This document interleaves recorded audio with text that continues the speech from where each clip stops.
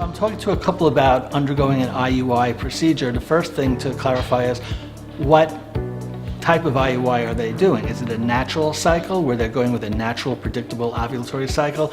Are they using oral medication like letrozole or clomiphene, or are they using injectable medication? Those are typically the way we would monitor a cycle. Depending on what medication, if medication they're using, would alter our plan.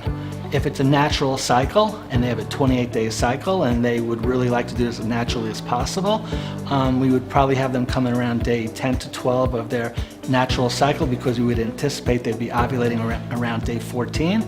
So we would be able to prepare and assist them with either triggering ovulation, or they would tell us when they are ovulating. And we're using the ultrasound ideally to help them alleviate stress, anxiety, so they're more confident in what they're finding when they inform us they're ovulating.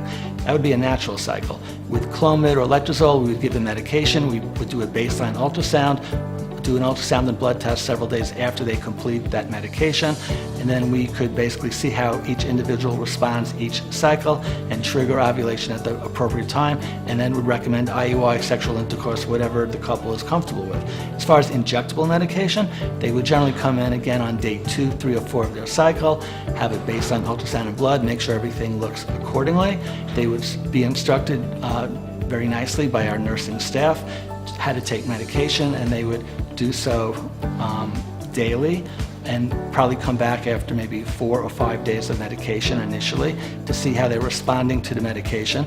Based upon their response to the injectable medication, they would be offered to come back on a particular time so we could monitor the growth of those follicles and time them appropriately so we're accurate with their date of ovulation. And we would trigger the ovulation.